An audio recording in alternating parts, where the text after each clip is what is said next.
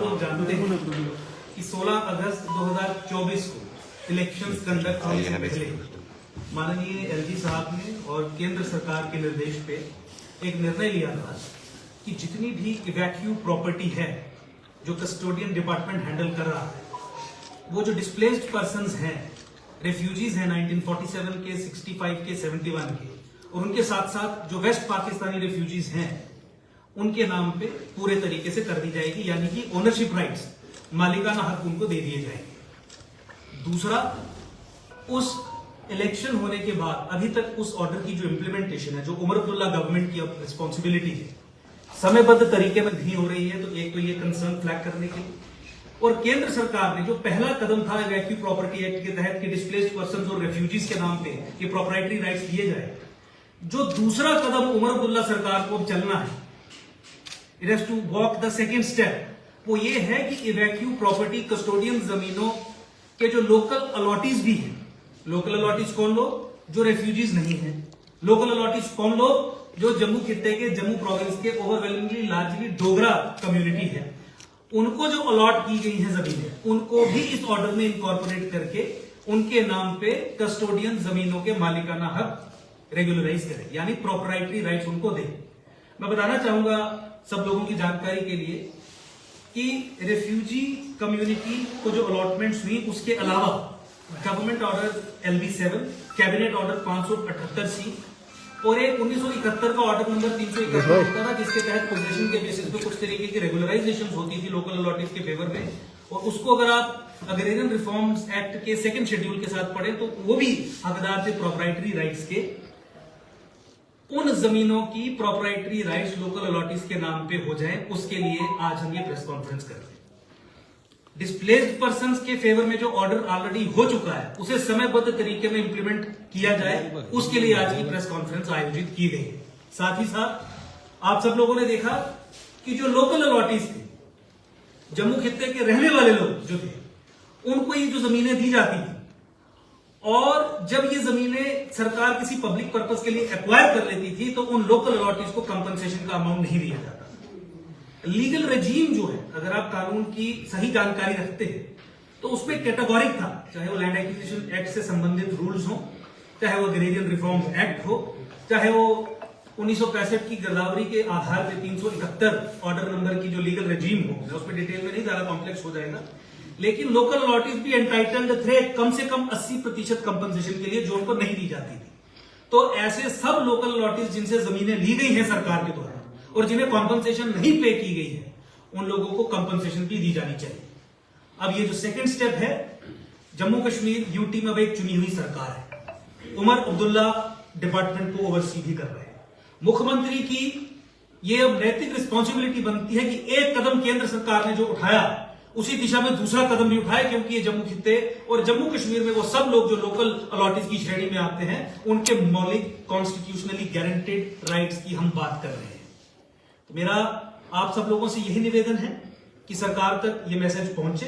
भाजपा की जो official position इस पे है वो हमने आर्टिकुलेट की, और साथ ही साथ कस्टोडियन डिपार्टमेंट जिसकी एग्जिस्टेंस ज्यादा खर्चीली है rather than the work it is doing, मतलब पूरा डिपार्टमेंट जो इस समय कार्य कर रहा है, वो कार्य करने के लिए जो तनख्वाह और सारा डिपार्टमेंट को चलाने का काम है, अगर वो उससे जो अर्न कर रहा है उसका खर्चा उससे ज्यादा है, तो किसी भी परिस्थिति में इस डिपार्टमेंट को आगे चलने का कोई औचित्य रहता नहीं। तो वी आर प्रपोजिंग क्योंकि प्रॉपर्टी राइट्स कन्फर करने हैं, तो ये कस्टोडियन से कस्टोडियन जनरल की जो लीगल रेजीम है, इसे खत्म किया जाए। एक IAS अधिकारी या एक सीनियर मोस्ट KS अधिकारी, कमिश्नर सेक्रेटरी रैंक का, जो रिलीफ कमिश्नर की तर्ज पे, जैसे कश्मीरी हिंदुओं के लिए रिलीफ कमिश्नर की पूरी एक लीगल रेजीम बनी है, वो कॉन्स्टिट्यूट किया जाए, ताकि एक तहसीलदार या एक जूनियर मोस्ट KS अधिकारी ही कस्टोडियन डिपार्टमेंट को ना चलाए और एक relief commissioner, commissioner secretary rank का व्यक्ति इसे चलाए, ताकि ये कन्फर्मेंट ऑफ ओनरशिप राइट्स ठीक तरीके से हो सके, और जो कम्युनिटी का, जिस तरीके से कश्मीरी हिंदुओं की कम्युनिटी से रिलीफ कमिश्नर रहता है, कम्युनिटी का हो।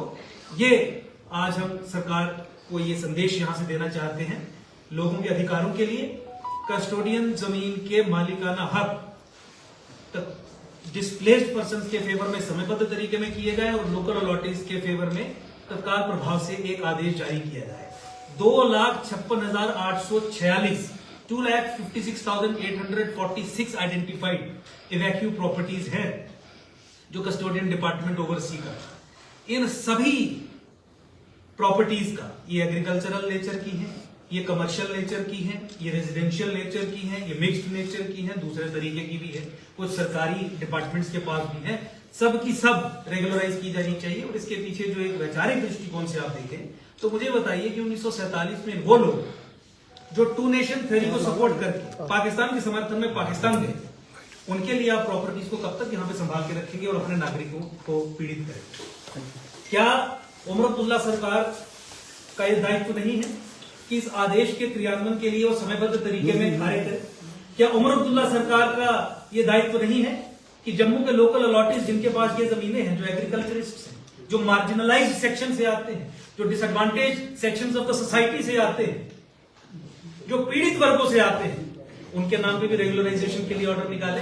तो ये टेस्ट है। जो लोग सशक्तिकरण की बात करते हैं, लैंड रिफॉर्म्स के दृष्टिकोण से देखें तो डिसएडवांटेज सेक्शंस की एम्पावरमेंट की बात करते हैं, आज उनके सामने मौका है कि कीजिए आदेश और आप इन सब लोगों को प्रोप्राइटरी राइट्स, मालिकाना हक कस्टोडियन जमीनों के दीजिए, समयबद्ध तरीके में दीजिए, तब आप कहीं जाके साबित कर पाएंगे। अदरवाइज जो शैम आपने लैंड रिफॉर्म्स के रूप में यहाँ पे किया था, उसके बारे में फिर किसी समय पे जो हमारे अधिकारी हैं आपकी पोल खोलेंगे। लेकिन कम से कम आप साबित कीजिए कि you can walk the talk. आप कहते हैं अगर एम्पावरमेंट के लिए, तो लोकल अलॉटीज के फेवर में कस्टोडियन जमीन के मालिकाना हक देना असल एम्पावरमेंट होगी। कस्टोडियन डिपार्टमेंट की एग्जिस्टेंस का कोई औचित्य नहीं रहता, उसे खत्म करना नेक्स्ट एक लॉजिकल स्टेप होगा। एक बड़ा अधिकारी यहां पे स्थापित करना जो कम्युनिटी में से ही हो, जो बेनिफिशियरी कम्युनिटी है, जो परसिक्यूटेड कम्युनिटी है, उसी कम्युनिटी में से हो, क्योंकि रिलीफ कमिश्नर उसी तर्ज पे बनाया गया है। कश्मीरी हिंदुओं के दृष्टिकोण से अगर आप देखें, उसी तर्ज पे ये कीजिए तो फिर ये माना जाएगा। मैं 2 मिनट के लिए आपसे निवेदन करूंगा कि भाई वी शर्मा जी हमारे साथ है, भाजपा के सीनियर लीडर है, प्रवक्ता है, इनकी भी आप 2 मिनट के लिए बात सुन। धन्यवाद। मैं ऐसा कहना चाहता हूं कि जिस ढंग से हमारे अंकुर जी ने इशू को फ्लैग किया है, this issue has been agitating for years together. We are grateful कि एलजी साहब ने इस मुतल्लक अक्टूबर में इलेक्शन होने से पहले, अगस्त में उन्होंने ये ऑर्डर पास किया। और ये इवैक्यू प्रॉपर्टी जो है, जिन जिन लोगों को पोजीशन में थी, जो रेफ्यूजीज थे, उनको सारे हकूक दिए गए। और उसके साथ हमारे जो लोकल अलॉटीज थे, हम उनको भी ये सारे हकूक दिए जाएं ताकि उनकी पोजीशन में जो लैंड है उनको मिल जाए। जैसा ये कहा गया कि ये इश्यूज कई दफे उठाए गए, लेकिन अब एक दिशा को कायम किया गया है। हमारे एलजी साहब ने उस दिशा को कायम किया गया। हमारे जम्मू कश्मीर में इलेक्शन हुए, एक डेमोक्रेटिक तरीके से जो हुकूमत इस वक्त कायम हुई, उस हुकूमत का ये फर्ज बनता है कि लोगों की लॉन्ग स्टैंडिंग, लॉन्ग अवेटेड जो प्रॉब्लम्स हैं, उनको ऑन प्रायोरिटी अटेंड किया जाए। कस्टोडियन हाउसेज और इवैक्यू प्रॉपर्टी का जो इशू है, this has been raised time and again. और मैं ये समझता हूं कि एलजी साहब ने इसको हकूक देकर एक रास्ता खोला है, जो हमारी मौजूदा हुकूमत है उस से अपनी एक डायरेक्शन लेकर लोकल लोगों को, सबको इसके हकूक दिए जाए ताकि वो लोग उस प्रॉपर्टी को इस्तेमाल अपने अच्छे ढंग से कर सके। ये जो पॉइंट कहा गया कि इसका इवैक्यू प्रॉपर्टी का जो इस वक्त आज की डेट में उसको मेंटेन करने का, इनको मेंटेनेंस के लिए जो हमारे सारे इवैक्यू प्रॉपर्टी है उसका जो खर्चा ज्यादा है, उनको तनख्वाहों का खर्चा ज्यादा है, और इसलिए इन तमाम प्रॉपर्टीज को उनको दिया जाए और ताकि वो उन प्रॉपर्टीज को अपने मन मुताबिक अपने तरीके से उनको इस्तेमाल कर सके। इन्हीं अल्फाज के साथ हम आज की प्रेस कॉन्फ्रेंस के शर्मा साहब, मेरा एक सवाल रहेगा कि जिस तरह से आपने ये इशू उठाए, ये लंबे समय से आए, आपकी 10 साल सरकार थी, ये इशू बड़े आसानी से ये इसको सॉल्व किया जा सकता। अब ये 3 महीने की सरकार है, आपने 10 साल में इस इशू को क्यों नहीं सॉल्व किया? देखिए, 16 अगस्त 2024 को इशू फाइनली रिजॉल्व हो चुका था। उसके पहले जो तैयारी करनी थी वो करके सरकार ने 16 अगस्त 2024 को निर्णय ले लिया, जो लीगल रजीम के तहत ये तो बड़े लंबे समय का था, ये आज का नहीं है, ये लंबे समय का इशू था। और ये बड़े आसानी के साथ आप 370 35 हट गई है, ये तो आप आसानी से सेंट्रल गवर्नमेंट कर सकती थी, क्योंकि सेंट्रल गवर्नमेंट के जरिए ये जो है एलजी हैं तो कर सकते थे।